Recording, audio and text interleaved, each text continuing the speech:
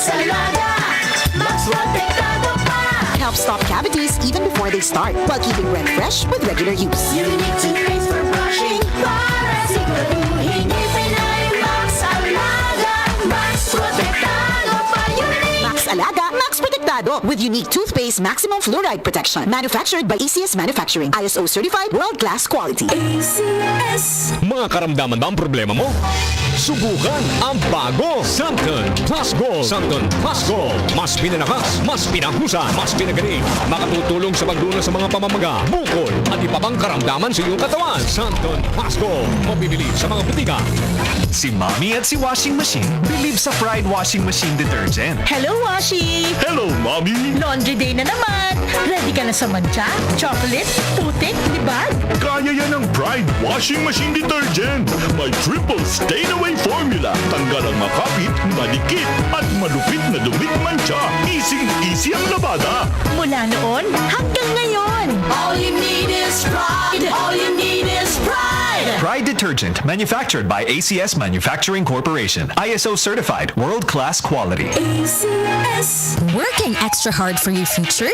Okay lang yan! Basta ingat lang tayo parate ha! And remember, may ECC na handang umagapay sa'yo. Wait, sino nga ba si ECC? Ang ECC o Employees Compensation Commission ay ang government agency na nagpapatupad ng ECP o Employees Compensation Program. Ito ay benefit sa mga empleyadong nagkasakit, na aksidente o namatay dahil sa trabaho. Magpunta lamang sa pinakamalapit na SSS o GSIS branch sa inyong lugar at dalhin ang mga kinakailangang dokumento upang makapag-file. Pag na-deny ang claim mo sa SSS or GSIS, pwede ka pang umapela sa ECC. For more info, visit www.ecc.gov.ph. Boom, papaya. White rose papaya. Yeah, yeah, yeah. Boom, puti ka. In 7 days, oh yeah, yeah, yeah, yeah, yeah, yeah. White rose papaya. New White Rose Papaya. May double whitening ng papaya extracts and vitamin B3. Clinically proven magpaputi in as early as 7 days with regular use. Boom, puti ka. White rose papaya. Yeah, yeah, yeah, yeah. Papaya puti, papaya fast. White Rose Papaya with vitamin B3. Manufactured by ACS Manufacturing Corporation. ISO certified world-class quality. ACS. Santon Vitamin C, ang alkaline na Vitamin C. Ako nga pala si Rodolfo Puente, isang tricycle driver. Mahirap na magkasakit, kaya uminom ako ng Santon Vitamin C. Yun na rin pinapainom ko sa pamilya ko at mga anak ko ang Santon Vitamin C. Santon Vitamin C, ang alkaline na Vitamin C. Bibili sa pinakamalapit na butika sa inyong lugar. Para sa damit na ka-bloom sa bango, subukan ang Charm Fabric Conditioner. Charm Fat Farm, bangong kumaka-bloom. Charm Fat Farm, damit ay may bango ng salibong bulaklak. Charm Fabric Conditioner with Stay Fresh Technology. Damit ay ka-bloom sa bango.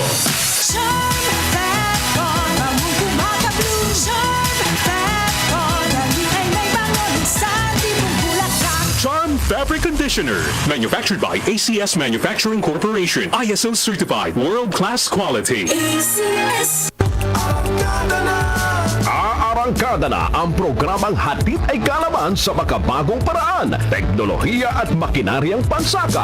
Sige na, tara na, tayo'y magtanim ng tagumpay. Halina't makinig sa ating talakayan dito lamang sa Radyo Eskwela, angat-ani sa tamang makinarya. Inaanyayahan po namin ang lahat ng 2020 Farmers Cooperative Association o FCAs. Maging ka-eskwela na po kayo dahil bukas na ang enrollment para sa inyo. Pumunta lamang po kayo sa ating FB page na Radyo Eskwela PH.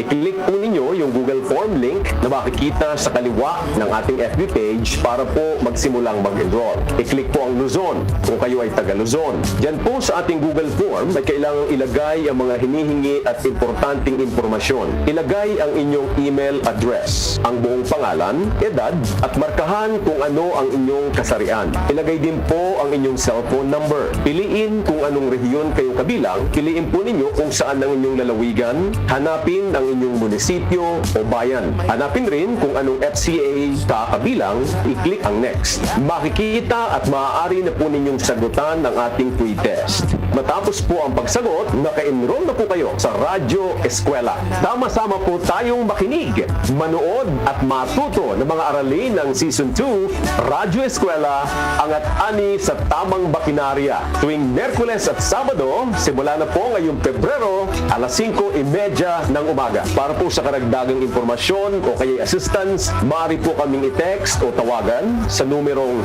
0917-163-7629. O kaya naman ay magpadala po kayo ng mensahe sa aming Facebook page na Radyo Eskwela PH. Tandaan, basta RCEP Machinery, libre! Lumipas at magbago ang panahon. Iisa at nakatatak ang kauna-unahang himpilan sa paghahatid ng serbisyo publiko at balita. Ito ang Radio Mindanao Networks. Higit 6 na dekada sa paglilingkod sa masang Pilipino. Sa Metro Manila, ito ang DZXL 558 Radyo Trabaho, ang inyong gabay sa hanap buhay. Ang mga susunod na opinyon at komentaryo ng programang Sapagkat Mahal Kita ay sariling paninindigan at saloobin ng program anchor at hindi kumakatawan sa posisyon ng DZXL RMN Manila. Sapagkat Mahal Kita. Mahal Kita. Filipinos in America. Kumusta na sila? Ano ang kanilang istorya? Yeah, naririnig kayo, Congress woman dito sa New York area. Can you hear our audio? Naririnig ko po kayo. Tingin ng boses, pananaw, saloobin ng mga kababayan natin nasa ibang bansa sa iba't ibang issue sa kanilang pinakamamahal na bayang Pilipinas. Saan kukuha ng ikabubuhay ang mga mahihirap na ito? Sapagkat Mahal Kita. Kasama pati kang radio broadcaster na si Don Lino mula sa Amerika at co-host na si Lourdes Escaros. Maririnig ng live sa WRMN New York, USA at worldwide sa pamamagitan ng Facebook at sa YouTube. RMN News Nationwide, the sound of the nation. Sapagkat Mahal Kita. Sapagkat Mahal Kita. Tuwing linggo, alas 10 hanggang alas 11 ng umaga dito sa Himpilang Extra Large sa komentaryo DZXL 558. I'm coming home to stay. Sapagkat Mahal Kita. Dinggin ng boses, pananaw, saloobin ng mga kababayan natin nasa ibang bansa. Sapagkat Mahal Uy, Kita. mga bahabat, marami ho tayong tatalakayin ngayong araw ho ng linggo sa inyong programa. Sapagkat Mahal Kita. Sapagkat Mahal Kita mula ho sa Pilipinas. Ako si Radyo Man Lourdes Escaros. Happy Sunday! Happy malamig na araw ho ng linggo sa inyong lahat. Grabe ang lamig. Ang hirap maligo kapag walang heater, walang mainit na tubig. Siyempre kaagapay ho natin sa programang Sapagkat Mahal Kita ang Santon Plus Gold. At alam niyo po ba na mas importante ang kalusugan para maiwasan ang mga sakit at epektibong supplement ang kailangan Santon Plus Gold. Pinahusay, pinagaling, pinabisa dahil meron itong extracted na mangustin, malunggay, ampalaya, garlic, spirulina kaya epektibo na makatutulong sa diabetes, maruming dugo, hypertension, pamamaga, bukol at iba pa. Santon Plus Gold. Sa inyong reservation tawag at order, mag-text sa DZXL Santon Plus Gold Hotline 0927-499-1276. Hanapin si Ray Albesa, yung aming engineer. At magtungo sa aming himpilan ng personal sa DZXL 4th floor Guadalupe Commercial Complex tapat ng MRT. Sapagkat Mahal Kita. Alamin natin ang mga may init at talakayan balita mula sa RMN New York, USA. Magandang gabi dyan, araw ng Sabado. Don Lino, Celle, happy Saturday night. Sapagkat Mahal Kita.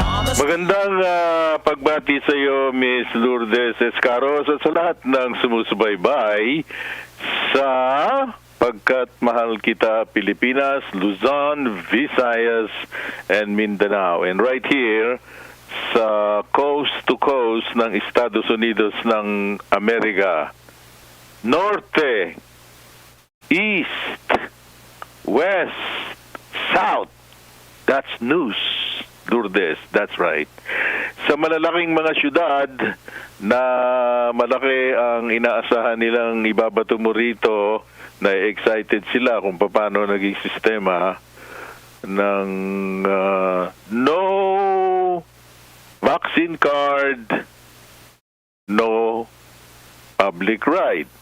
Now, as far as I'm concerned, mukhang hindi pa pinaiiral yan. So, ikaw na magbigay ng update at pansamantala ay likumin mo na yung mga ibabato mo rito sapagkat napakarami ng mga naghihintay ng mga informasyon. Lalo na medyo nagkaroon tayo ng glitch last week. Mihingi kami ng paumanhin. It's beyond our control. Okay? At nagpapasalamat ako kay Buddy Uberas at sa technical ng DZXL. At harinawa ay dire-diretso ang biyahe ng ating palatuntunang Sapagkat Mahal Kita. Alam mo, Lourdes, nice kong unahin ito na magbato sa iyo dyan sa bansang Pilipinas nang malaman nyo kagad ang mga isinasagawa ng United States Control for Disease and Public Health sa pamamagitan ng mga pronouncement ng pinaka-head nila na si Dr. Anthony Fauci. Ang sinasabi nila ngayon na nakakagulo sa isipan dito ng mga mamamayan, bakit sinasabi na yung mask na ginagamit hindi lamang sa Amerika kundi sa ibang bansa ay hindi masyadong mabisa sa paglaban dito sa parang apoy na kumakalat na Omicron? I don't know kung ano situation ng Omicron sa Southeast Asia, although lumiligwak na rito yung mga nangyayari sa ibang maliliit na bansa riyan. And of course, dyan, nagbigay na rin ng pasubali ang inyong Department of Health na inilagay natin sa Twitter, buhat yan sa sariling labi ni Secretary Duque ng DOH nyo na medyo nanganganib ang Pilipinas. Yun ang pagkakasabi niya. It belongs to the high risk yan sa COVID-19 Omicron. At posibleng ang humahatak yung nabanggit natin, the previous program natin ng Sapagkat Mahal Kita, the other week, ay ang Delta. Kahit na ano pang klase yun, kailangan nakahanda ang mga mamamayan. So, ang sinasabi nila, yung daw ginagamit na cloth natin, hindi yun effective. Kaya meron silang inirekomenda na mas matindi pa kaysa sa N95. At sinasabi na hindi makapagbibigay ng proteksyon ang maskara kahit na pagpatung-patungin. Kaya pakinggan natin muna ito, Lourdes, at para sa mga nakikinig.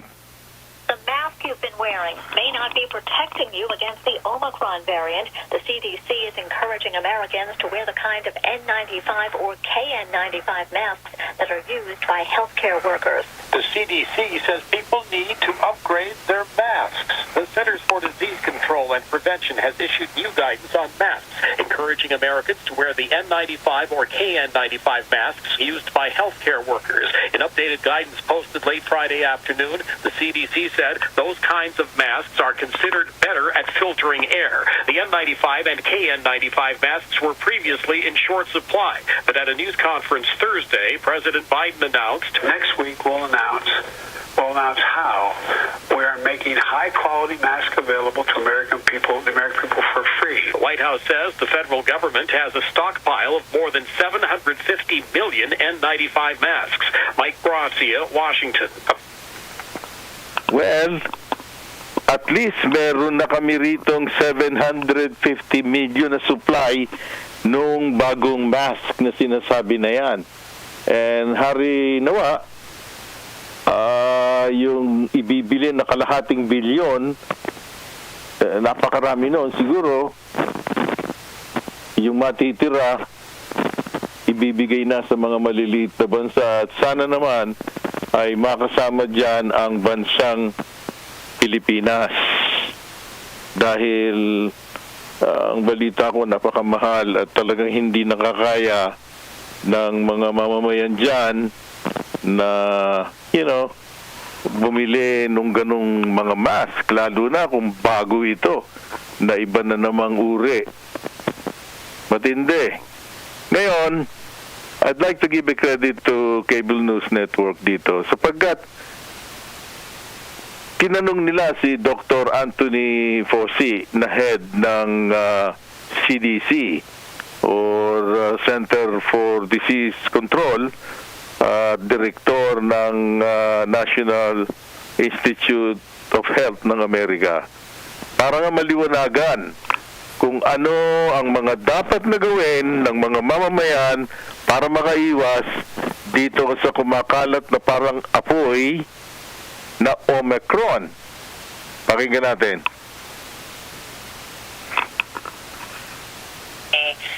The things that are making Americans very confused right now, and I want to take through a couple of key questions and try to get some clarity. First, do at-home rapid tests work to detect Omicron? The answer is they do. Rapid antigen tests have never been as sensitive as the PCR test. They're very good when they're given sequentially.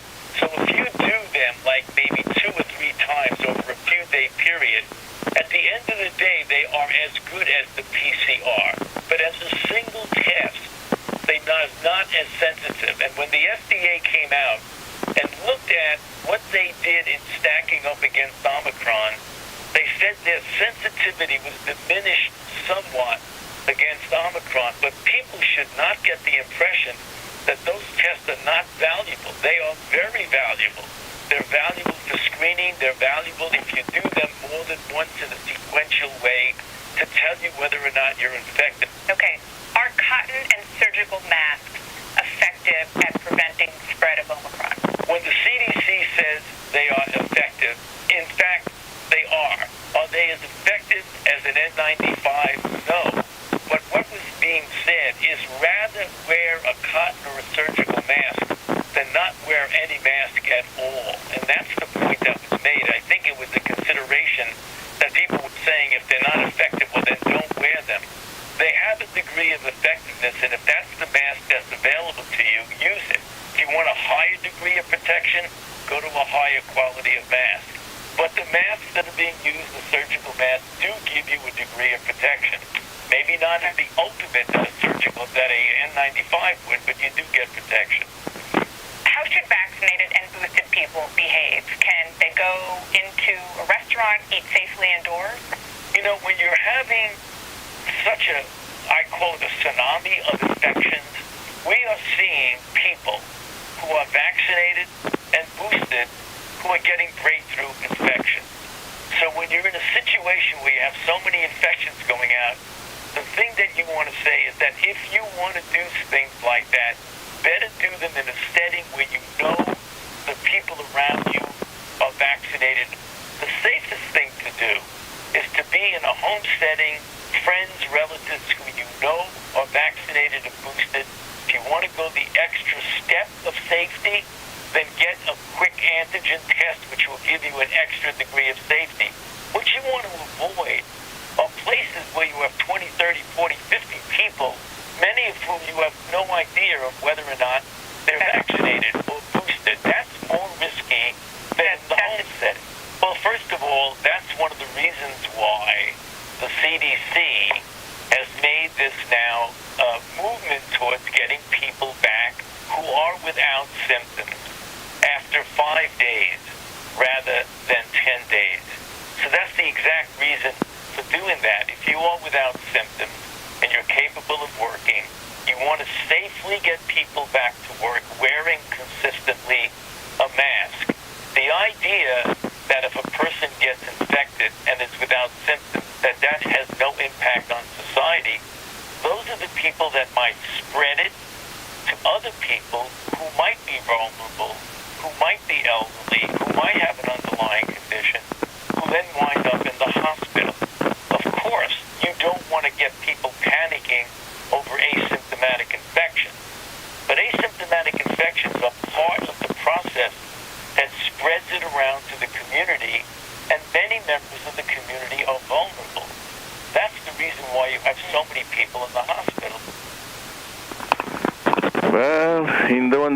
dahilan kung bakit maraming mga tao ang mga na-hospital. Maliwanag pa yung sa buwan sa kanyang pagpapaliwanag, and I'm sure most of our listeners ay naiintindihan yon.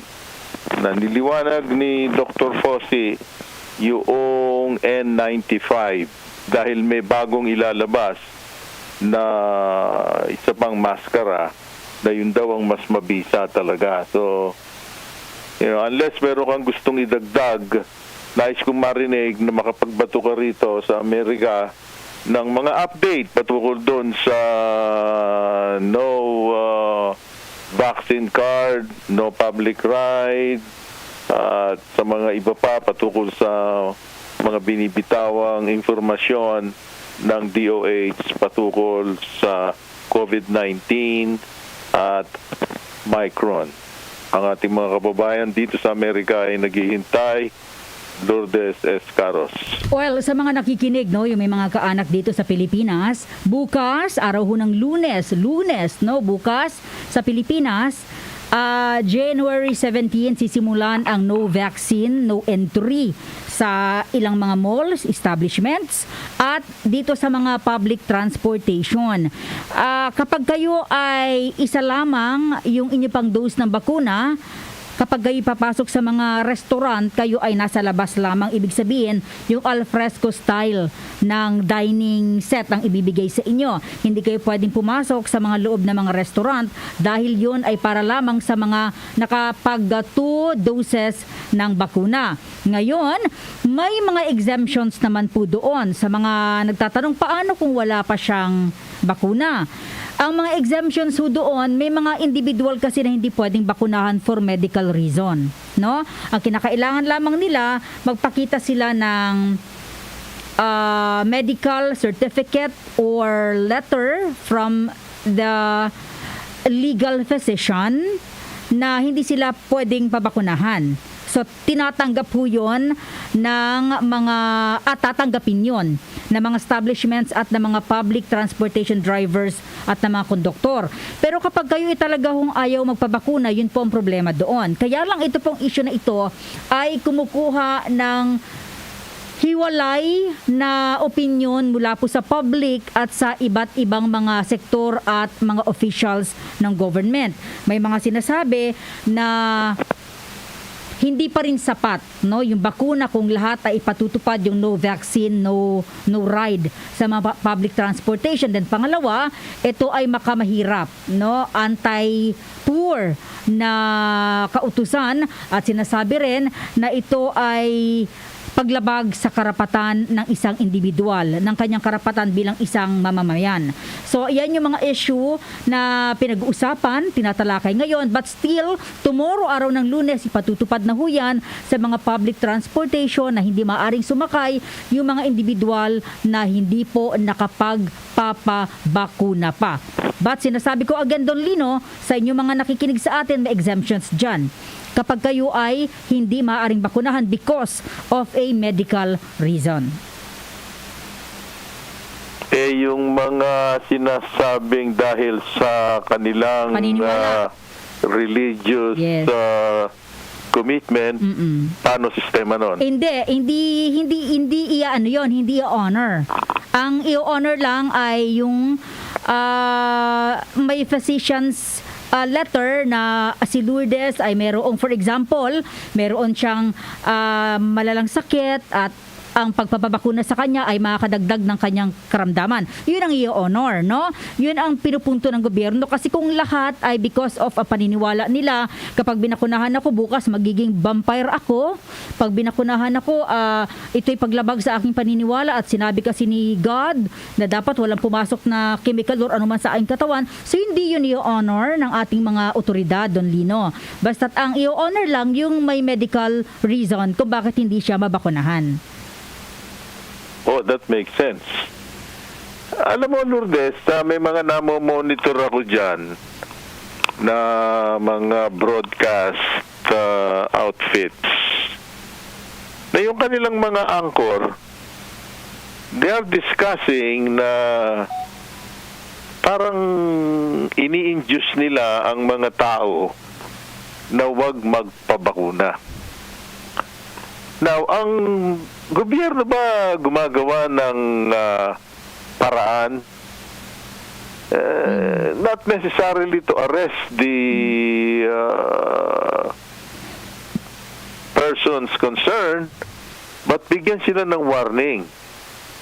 Because this is an emergency. Now I believe it is an emergency.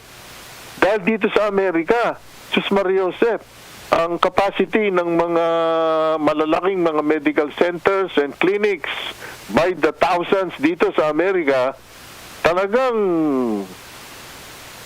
naalarma sa mabilis na pagkalat nitong Omicron na ito. Now, hindi natin alam kung kailan sisigat ng mas matulin dyan sa Asia, bagamat naririnig namin na meron ng mga kumakalat. Singapore meron na, Myanmar, and other areas, you know. So, especially sa India, it's 1 million a day. Now, kung merong mga ganong individual na nasa himpapawid at may kakayahan na magsalita dahil pinagbibigyan sila ng network, who will be responsible for this?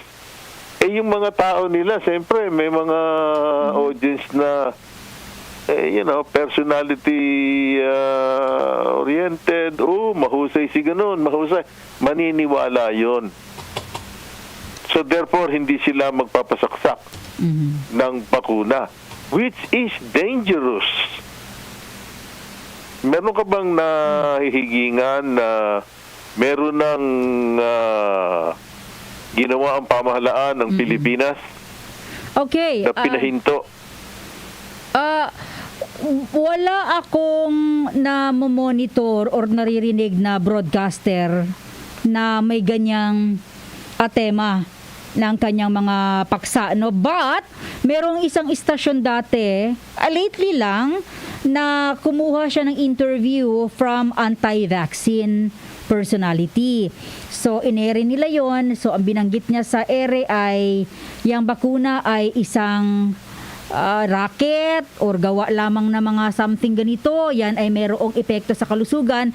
Inano yon? Hindi siya binan, hindi siya kinasuhan, pero nagsalita sa public ang Department of Health at binatikos yon, no? Dahil hindi nga siya makakatulong dahil napakalaki ng network niya, yun ang ginawa niyang guest. Tama ka Don Lino, maraming maniniwala, maraming susunod. So binatikos yun ng Department of Health, kinwestiyon sila sa kanilang uri ng pagpaprograma. After that, ay hindi na rin sila pinayagan na kunin pa yung guest sa kanilang programa kasi nga makakaapekto yon sa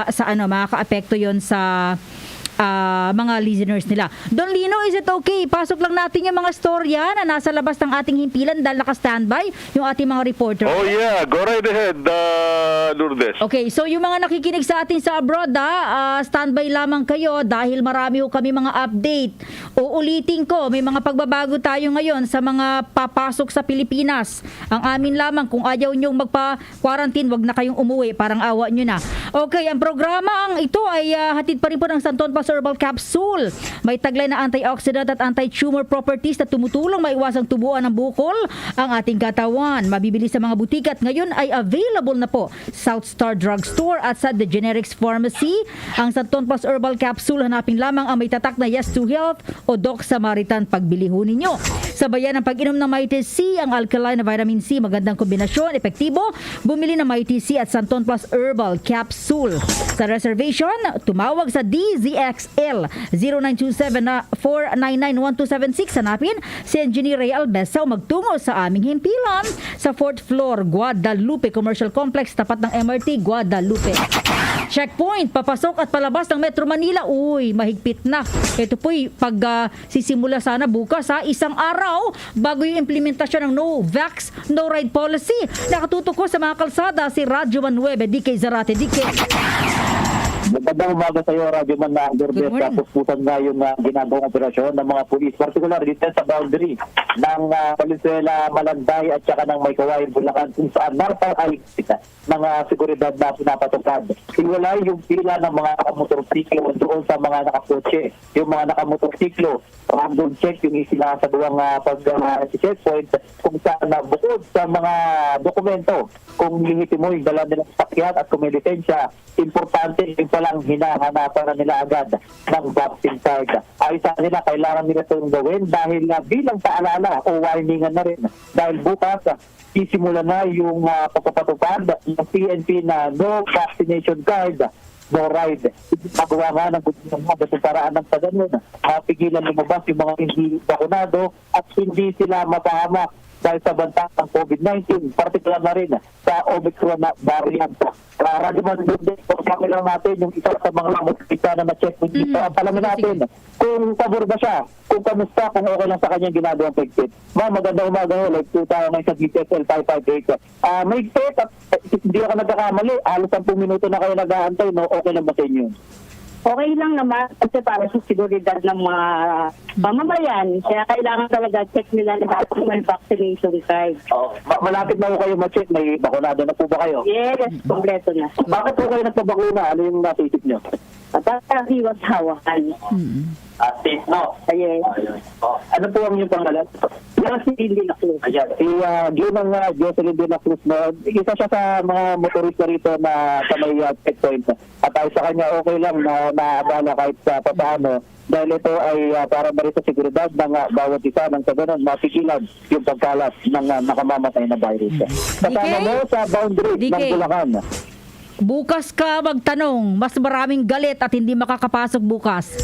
Sigurado yan. No? Lalo na kapag ganyan, talagang napakaigsit sa simula. Habang tumasagal, doon nagkakaroon ng problema. Okay, salamat, yan ang report mula rito sa boundary ng Valenzuela at ng Bulacan. Radyo Manuevo, DK Sarate, Tatak Armen, DZXL 558. Mga PUV driver sa Maynila makakatanggap na rin ng booster shots. Good news, Radyo Man 11, Eman Mortega. Eman. Magandang umaga, Radyo Man Lourdes. Inihaga ng lokal ng pamahalaan ng Maynila na nakatakda na rin turukan ng booster shot ang mga tsuper ng pampublikong sasakyan. Gagawin ng pagbabakuna sa bagong ospital ng Maynila sa Mabini Street. Bahagi ito ng kinakasang booster shot drive-thru vaccination program ng lokal ng pamahalaan ng Maynila para mas mabilis na mabakunahan ang lahat ng individual, maparesidente man ng lungsod o hindi. Target na mabakunahan ng booster shot ang mga jeepney driver, tricycle driver, sidecar boy, delivery van driver at mga taxi driver. Magsisimula ang pagbabakuna bukas, araw ng Lunes, January 17, 2022 ng alas 8 ng umaga hanggang alas 5 ng hapon kung saan nasa 1,000 doses ng bakuna ang inilaan para dito. Kasama mo sa lungsod ng Maynila, Radyo Man 11, Eman Mortega, Tatak Aramen, DZXL 558. Mula sa Maynila, punta tayo sa Muntinlupa dahil yung lokal na pamahalaan umapila sa mga residente ng pangunawa at malasakit para ho sa mga healthcare workers. Radyo Man 12, Noel Talakay. Kumihingi ngayon ng ang pamahalaan ng lungsod ng Muntinlupa sa mga residente nito na magpapabakuna na unawain at bigyan ng malasakit ang kanilang mga medical workers sa mga vaccination sites. Ito ay matapos makatanggap ng masasakit na salita at aggressive behavior mula sa publiko ang mga medical workers sa mga vaccination sites, health workers at swabbing centers ng lungsod nitong nakalipas na araw. Batay sa pahayag ng lungsod, karamihan sa kanila ng mga medical frontliners ay nagkakasakit na rin dahilan para bumagal ang pagbibigay serbisyo bunsod na rin at pag-contain ng bilang ng kanilang hanay. Bagamat apila ng lungsod sa mga residente na hindi nila ito papairali nila ang kabutihan, respeto at pag-unawa sa lahat ng pagkakataon. Hindi rin nila papayagan ito at ito tolerate ang pang-aabuso sa kanilang mga medical frontliners na nagsasakripisyo araw-araw upang mabigyan ng kalinga ang kanilang mga residente ng lungsod. Lahat aniya ay dumadaan sa mga hamon ng pandemya kabilang na ang mga medical frontliners. Kasama mo sa Muntinlupa City, Radyo Manuel Talakay, Tatak Aramen, DZXL 558. At syempre mga kasama, kaagapay natin sa mga balita na yan. Thank you, DK, Eman at Noel. Hanap niyo po ba'y supplement na all-in-one? Yun bang pag-inom araw-araw ay may iwasang tubuan ng bukol ang katawan, inflammatory diseases at karamdamang dulot ng bacteria. Supplement na may taglay na antioxidant, anti-tumor at antibacterial properties. Ano pang hinihintay mga kasama? Punta na sa mga butika at hanapin ang Santon Plus Herbal Capsule. At ngayon po ay available na sa South Star Drugstore at sa The Generics Pharmacy ang Santon Plus Herbal Capsule. Hanapin lamang ang may tatak na Doc Samaritan. Sabayan ng pag-inom ng Mitre C, ang alkaline na vitamin C, magandang kombinasyon at epektibo. Bumili ng Mitre C at Santon Plus Herbal Capsule. Sa reservation, tanong at order, tawag na o mag-check sa DZXL sa 0927-499-1276. Hanapin si Engineer Ray Albesa o sa aming himpilan sa 4th floor, Guadalupe Commercial Complex, tapat lang ng MRT Guadalupe. Maraming beses. Bukas abangan nyo, maraming hindi makakapasok sa opisina. Oo, totoo yan. Kasi matindi yung mga papasok na Metro Manila, matindi yung traffic dyan. Ito lang nakikita kong problema dyan. Maiging target na naman ng mga otoridad, yung mga nakamotor lang. Ganun lagi, di ba? Yung mga naka four wheels, wala naman, di naman napapansin yan eh. Pero yung mga nakamotor, yan ang paghihigpitan nila. Laging ganon. Magtatatlong taon na, ganon pa rin. Nais nating batiin ang lungsod ng Maynila. Napakaganda ng move ni Mayor Isko Moreno, yung 24/7 na booster shot sa kahit sinong individual at anumang lungsod sila galing. That's good. Sana ganon, no? Para lahat ay pwede. Balikan natin, Don Lino. Medyo malungkot sa Pilipinas sa issue ng Omicron because talagang tumaas yung aming kaso ng COVID-19 kahapon mula nang pumasok ang pandemic sa Pilipinas lampas 2 taon na, no? Ang naitalang pinakamataas ay kahapon umabot ng 29,000. Kundi ako nagkakamali, nasa 29,000 yung kaso kahapon lamang. So in-expect na tataas pa yun. Ilan nga kahapon? 39,000, tama, 39,004 ang bagong kaso kahapon. Pinaka mataas sa loob ng halos 2 taong pagpasok ng pandemic sa Pilipinas, Don Lino. So, hindi namin in-expect na magiging ganito pa rin katindi yung epekto ng COVID-19 sa ating mga kababayan. But good news, sabi ko nga sa inyo, Don Lino, dahil yung mga kababayan nating nasa red list countries maaari nang pumasok sa Pilipinas, basta't sumunod lamang sa quarantine protocol ng aming bansa. Hindi na pwede yung mga papuslit-puslit, pabigay-bigay ng pera para hindi makapag-quarantine, Don Lino. Oh, I'm sure. Kailangan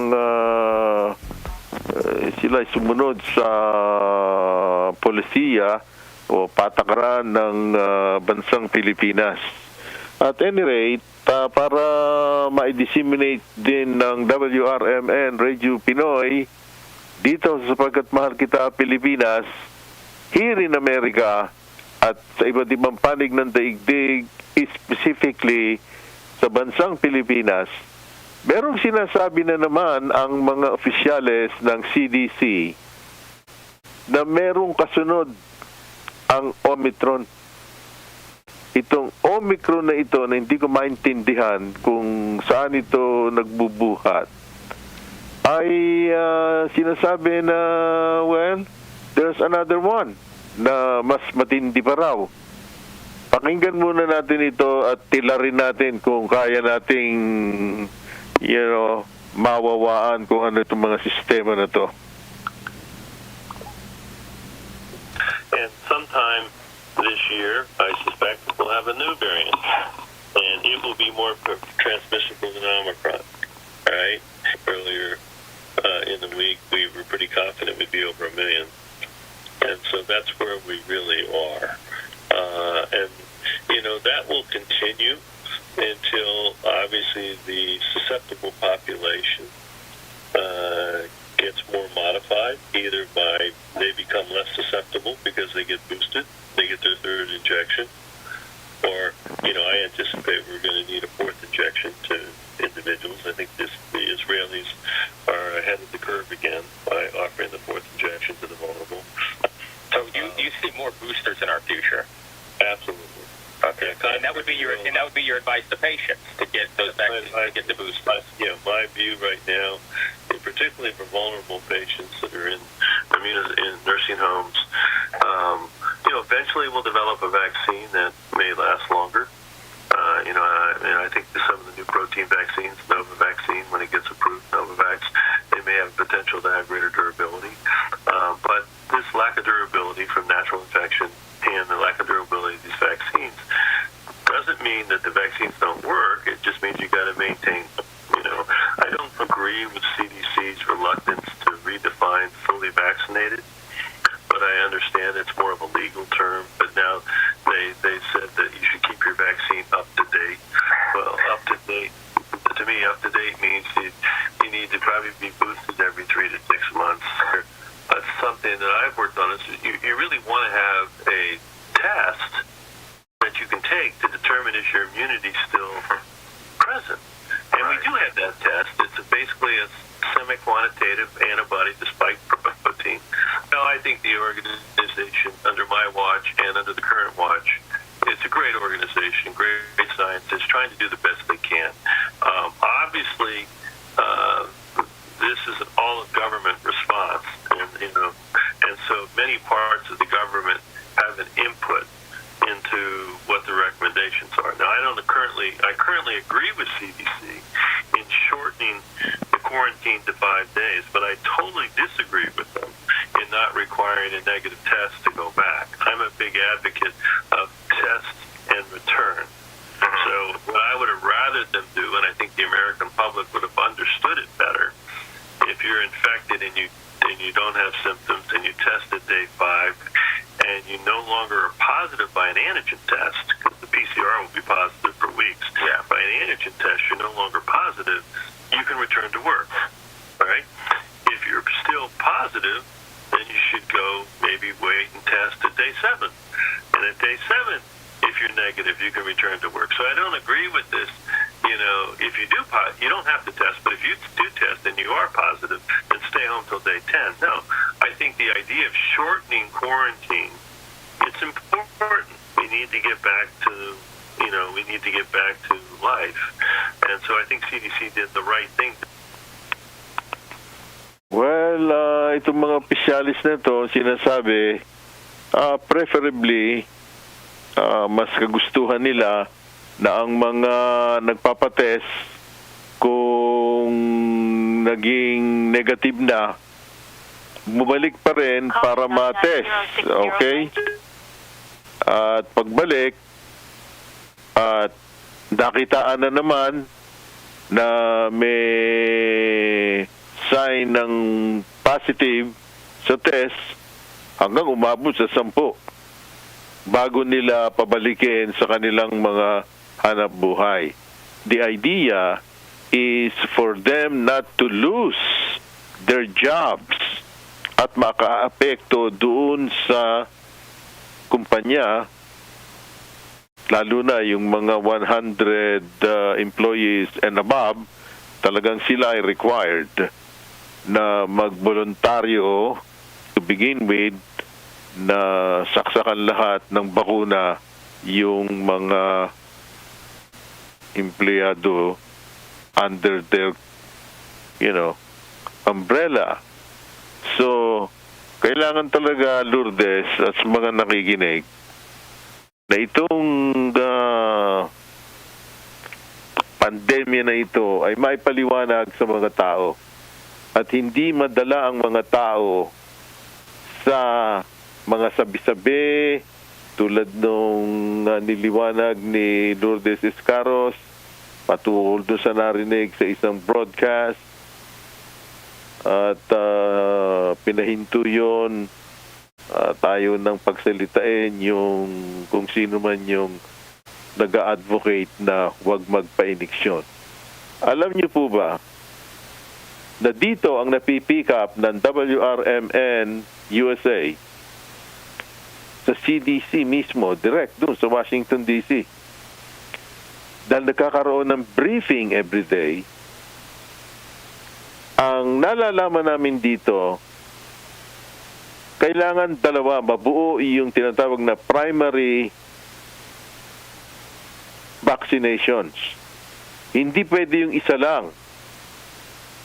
Dahil yung iba, pag isa lang, at okay ng pakiramdam nila, okay na. Hindi na babalik. Not anymore. Dahil doon sa card nila, talagang lilitaw doon na isa lang ang kanilang tinanggap na bakuna. Halimbawa, Pfizer, hindi sila bibigyan ng parang passport card. Wala silang mapupuntahan ng mga public transportations. Eventually, bagamat hindi pa pinaiiral, paiiralin niya ng mahigpit. Sa mga eroplano, ginagawa na. Okay. Now, kung dalawang primary ang naisaksak na sa tao, ang taong yon ay parang meron ng antidote. Meron ng panlaban. Kaya lang ibinu-booster yan para paabutin ng close to 100%. Meaning ng effectivity niya. At tulad ng binanggit kanina, darating daw ang araw na magkakaroon ng iniksyon o bakuna na taon-taon ay bahagi na yon ng buhay ng mga mamamayan. Talagang every year ay lahat tayo magpapabakuna. Ngayon, kung hahaluan pa yan ng kwentong kutsero at hindi sila magpapabakuna, gawa ng sa mga malikot na isip ng mga panahon pa ni Mahoma, ay kung ano-ano sinasabi na magugunaw ang mundo, si Nostradamus ay bababa rito sa balat ng lupa at kung ano-anong kalokohan. Get that thing out of your head. Okay? Magpabakuna kayo. Pag wala kayong bakuna, kayo ang unang matotodas. That's a guarantee. Kung anuman ang sinasabing reset, ang binibigyan ngayon ng prioridad yung mga tao, especially yung mga nasa nursing homes dahil may mga sakit yung mga yan, then yung mga bata, then yung mga middle age. So the intention is not to destroy the population. Bakit kayo maniniwala dun sa mga may sira sa ulo? Nasasabihin, uy, nakakaroon na ng depopulation. Yun ang sinabi nung economist na si Malthus. Ulul! Pardon my expression. We all learned this in college here. May sira tuktok nun. Kaya kung sino man ang naniniwala ron, sira rin ang tuktok. Di kung gano'n, lahat ng bakuna na ibinakuna sa mga bata nung araw, nung Eltor, diarrhea, yung cholera, and all that, di nangamatay na mga tao. Bakit buhay tayong lahat? So, yung mga sinasabi ng mga yon, yun ang mga tao na nagsasalita na ang Amerika nagpunta lang doon sa Hollywood at doon ibinaba yung isang makina at sinabi nakarating sa buwan. Maraming ganyan sa Pilipinas. Diyan namumugad sila. At kung kayo padadala sa kanila, madidisgrasya kayo. 100%. Misi kausapin nyo si Yusek Berhere, naiintindihan niyan lahat yan. At yung mga iba pang mga undersecretary ni Duque. At nung mga ibang pribadong mga doktor nyo, ipaliliwanag sa inyo ng epidemiologist nyo dyan, na delikado yung ginagawa nilang yan. Yung mga sinisiraan ng loob, yung mga mamamayan. Dito may nag-away sa loob ng restaurant sa New Jersey.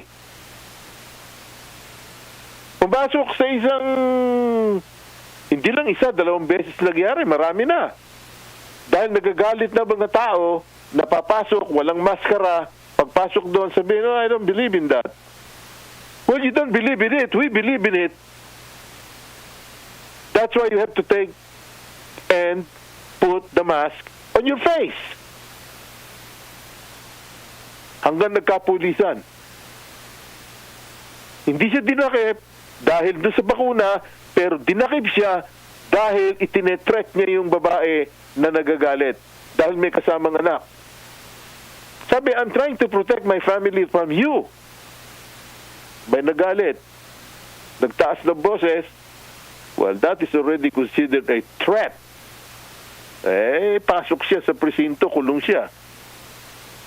You know? So, kung sana ganun dyan sa Pilipinas, magkakaroon ng panibagong pag-iisip yung mga nakikinig sa radyo, nanonood sa telebisyon. I think sa mga pahayagan nyo dyan sa Pilipinas, it's not too much na makakabasa kayo ng mga ganyan. Dahil malaking ebidensya kapag sumulat sila ng black and white.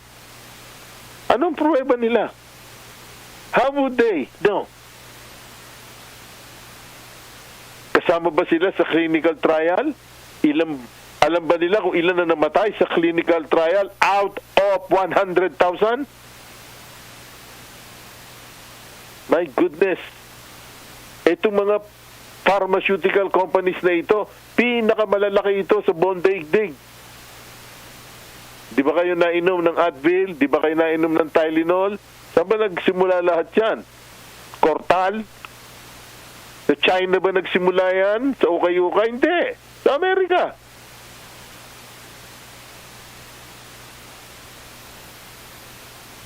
Dahil dito, napapakinggan kami ngayon ni Lourdes Escaros ng dalawa ang aming palatuntunan. Dahil nga nagkaroon ng glitch last week, ikinasa ko na meron na talagang tumutugtog kanina pa. 10 o'clock. Ang palatuntunan ko tumatakbo, ang daming tawag. Dahil nga yung mga impormasyon kailangan nilang marinig. Now they will go to YouTube and Google para mapakinggan nila itong rebroadcast ng palatuntunan namin ni Lourdes Escaros. Naniniguro lang ako para makapag-disseminate tayo ng impormasyon sa publiko. That's our job. Okay? Please. Lumayo kayo sa mga tao na may toyo sa ulo. I'm using a street word and I don't apologize for it. If I can communicate with them based on their level of intelligence, I'll do it. Sige. Anyway, Lourdes, ano pa ang mga happenings dyan na pwede mo maidagdag sa mga weather? Baka naman, mayroon bang bagyo na yung mga magbabakasyon dyan, buhat dito, bagamat marami na nag-cancel talaga at hindi na tumuloy ng Pilipinas. Meron ba kayong inaasahan dyan na bagyo or what, Lourdes Escaros? Wala naman, Don Lino, pero napakalamig sa Pilipinas ngayon. Normal naman yan, no? Every January hanggang first week of February, ganyan ka lamig. So, ang hirap maligo. Dahil di naman, alam mo, hindi common kasi sa mga Filipino yung heater, no? Hindi common sa Pilipinas yan. Maliban na lamang kung talaga marami kang pera, pwede kang magpalagay ng heater sa mga shower mo. Sa Pilipinas, marami, di tabo lang. Ang lamig talaga. So, sana kahit malamig, naliligo pa rin po kayo. Malamig yung weather ngayon sa Pilipinas, napaka sarap, no? Asahan naman na marami sa ating mga kababayan na nakaramdam ng flu symptoms. Marami yung inubo, sinipon, nilagnat, tinrangkaso dahil nga sa weather. At yan yung dahilan kaya nito mga nagdaang mga araw, nagkaubusan ng paracetamol, ng gamot sa ubo at sipon. At yan din ang dahilan kaya lately naglabas ng memorandum yung ating pamahalaan Department of Health, particular na limited numbers lang ng gamot ang pwedeng bilhin ng isang individual at ng isang pamilya kapag siya bibili ng vitamin C, ng paracetamol at ng mga gamot sa ubo at sipon. Dahil marami nga ang naalarma na napakaraming may sakit, ang iba pinakyaw na yung mga gamot, dahilan kaya ang daming hindi nakabili ho ng mga gamot na yan at humaba ang pila sa mga pharmaceuticals at sa mga drugstore. Yan ang dahilan kaya naglabas yung ating gobyerno ng limitadong numero ng gamot na maaari lamang bilhin ng isang individual. So kinulang yung ating mga butika sa sobrang dami at lakas ng demand ng mga gamot sa ubo, sipon, trangkaso at vitamin C. Well, that's good, Lourdes, Escaros.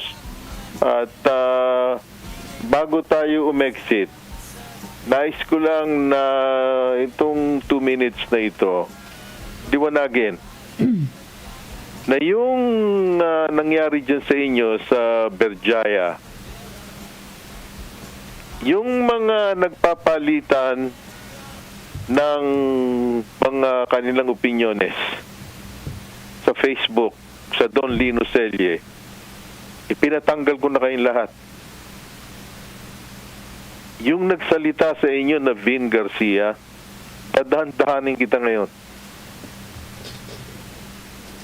Anong pumasok sa isip mo na lalahatin mo ang buong tao rito sa Amerika na irresponsable? Yung lumipad na yung babaeng yon, kung kasama mo ng asawa, hindi yun mga Amerikano. They are from somewhere, I don't know where, in China, Philippines, I don't know. At nasasabihin mo, kasi nagpunta sa Amerika eh. Kung ako ang magsasalita sa iyo na nakakita ko ng isang salbahe sa Metro Manila. Lahat ng tao sa Metro Manila, panay na hampas lupa. I apologize for the word. Would you appreciate that? Ngayon nagtatago ka sa Facebook dahil alam mo hinahanap kita. Next week, bagamat single line na lang ang gagamitin namin ni Lourdes, dito ko ilalabas ang pangalan mo. Hindi kita lalaitin. Hahamunin lang kita na mag-on the air ka sa akin. I'll civilly prosecute you, you damn stupid fool. Anyway, Lourdes, maraming salamat sa iyo, sa iyong being so patient with me. At dun sa mga medyo nasagi ko, hindi ako humihingi ng paumanhin. I really mean what I said. Magpa-iniksyon kayo, magpaturo kayo para yan sa inyo. At para sa inyong mga mahal sa buhay, first to four para sa publiko. Okay. Lourdes, paalam na muna tayo sa ating palatuntunan and looking forward na magkasama muli tayo dito sa Sapagkat Mahal Kita Pilipinas sa airwaves ng 558 DZXL Manila at salamat sa lahat ng technical at ng staffers ng RMN News. Okay. Siguro sa mga Go right ahead, Lourdes. Bago kita pakawalan sa mga nakikinig nating mga kababayan sa abroad, kung kasi medyo ako naniniwala kasi ako na na mas mura and maganda yung quality ng mga gamot na baka sobra-sobra kayo dyan, pwedeng padala na lang ninyo sa mga kaanak nyo rito kasi talagang marami nangangailangan ng mga gamot na pang ubo, sipon at lagnat para mas maka-less din sa gastusin nila. At hanggang ngayon kasi medyo mahaba pa rin yung pila sa ilang mga butika. So importante ho yun, kailangan ho yan ngayon dahil talagang napakalamig dito sa Pilipinas at patuloy sa pagtaas ang kaso po ng COVID-19. At syempre, ulitin lamang natin, may 24/7 na booster shot na ibibigay at ibinibigay ang lungsod ng Maynila. Pwede kayong pumila dyan at bukas, simula na po ng no ride, no vaccine sa mga papasok at sasakay po ng mga sasakyang publiko rather. So, asahan po yung traffic kaya mas dapat maaga kayong umalis na inyong mga bahay. Don Lino, Amerika, RMN New York, USA, sa ating mga kababayang OFWs na nakatutok sa atin, maraming salamat po. Thank you, Don Lino Celle at mula sa RMN Philippines, maraming salamat. Ako si Radyoman Lourdes Escaros. And thank you, RMN New York, USA, Don Lino Celle.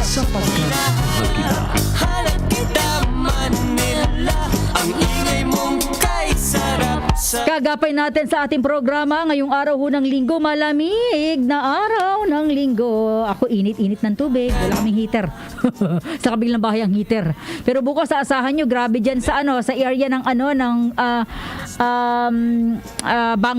East Bank Road. Nako, hindi naman makakapasok yung mga kapitbahay ko kasi grabing traffic dyan kapag ganitong tinicheck yung mga papeles ng mga sasakyan or vaccine.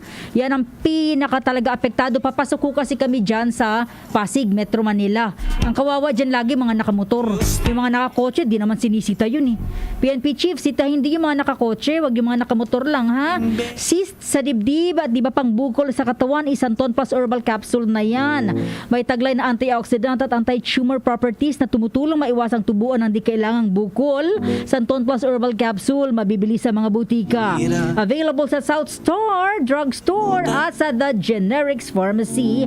Ang Santon Plus Herbal Capsule, hanapin lang ang may tatak na Doc Samaritan. Sabayan ng pag-inom ng Mighty C, ang alkaline na vitamin C. Magandang kombinasyon at epektibo.